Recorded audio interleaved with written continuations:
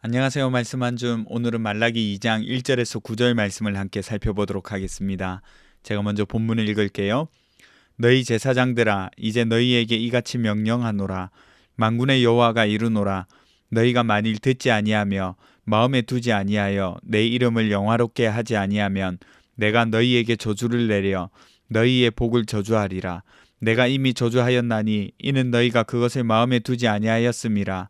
보라, 내가 너희의 자손을 꾸짖을 것이요 똥 곧 너희 절기의 희생의 똥을 너희 얼굴에 바를 것이라. 너희가 그것과 함께 제하여 버림을 당하리라. 만군의 여호와가 이르노라. 내가 이 명령을 너희에게 내린 것은 레위와 세운 나의 언약이 항상 있게 하려 함인 줄을 너희가 알리라. 레위와 세운 나의 언약은 생명과 평강의 언약이라. 내가 이것을 그에게 준 것은 그로 경외하게 하려 함이라. 그가 나를 경외하고 내 이름을 두려워하였으며 그의 입에는 진리의 법이 있었고 그의 입술에는 불의함이 없었으며 그가 화평함과 정직함으로 나와 동행하며 많은 사람을 돌이켜 죄악에서 떠나게 하였느니라. 제사장의 입술은 지식을 지켜야 하겠고 사람들은 그의 입에서 율법을 구하게 되어야 할 것이니 제사장은 만군의 여호와의 사자가 됨이거늘 너희는 옳은 길에서 떠나 많은 사람을 율법에 거스르게 하는도다. 나 만군의 여호와가 이르노니 너희가 레위의 언약을 깨뜨렸느니라. 너희가 내 길을 지키지 아니하고 율법을 행할 때에 사람에게 치우치게 하였으므로 나도 너희로 하여금 모든 백성 앞에서 멸시와 천대를 당하게 하였느니라 하시니라. 아멘. 말라기 1장에서는 이스라엘 백성들의 형식적인 예배를 책망하셨어요. 하나님을 공경하지 않고 아무렇게나 예배를 드리는 모습을 보시고 차라리 성전 문을 닫았으면 좋겠다 이렇게 하실 정도로 진심 없는 예배를 거부하셨습니다. 이제 오늘 우리가 읽은 본문에서는요, 그 책임의 중심에 있는 사람들을 지목하는데요. 1절에 공개적으로 말씀하세요. 1절을 보세요. 너희 제사장들아, 이제 너희에게 이같이 명령하노라. 왜 사람들이 아무렇게나 예배를 드리는지, 진심 없는 예배를 드리는지 책임을 묻는 대상이 바로 제사장입니다. 이들에게 하나님은 어떤 말씀을 하시는지 오늘 본문에서 살펴보도록 하겠습니다. 먼저 2절을 보세요. 하나님이 말씀하시는데 제사장들이 듣지 아니하고 마음에 두지 아니하였다고 기록합니다. 여기서 중요한 표현은 마음에 두지 않았다는 거예요. 그래서 하나님은 제사장들 가운데 저주를 보내고 제사장들이 하는 복을 빌어주는 말들을 저주가 되게 만들겠다는 겁니다. 그리고 실제로 그렇게 이미 되게 했다고 하십니다. 왜요? 마음에 두지 않았으니까요. 그리고 후손들도 혼내주고 희생제물 창자의 오물을 그 얼굴에 뿌리겠다 이렇게 하셔요. 희생제물의 똥, 그러니까 내장물이나 배설물이나 찌꺼기 같은 것은 사실은 진 밖으로 가져가서 불태워야 하는 것들이었거든요. 제단에 올릴 수 없는 것들이었어요. 가죽도 그렇고요. 그러니까 부정한 것, 버려야 할 것들입니다. 그런데 이걸 하나님이 제사장들의 얼굴에 바르게 하겠다?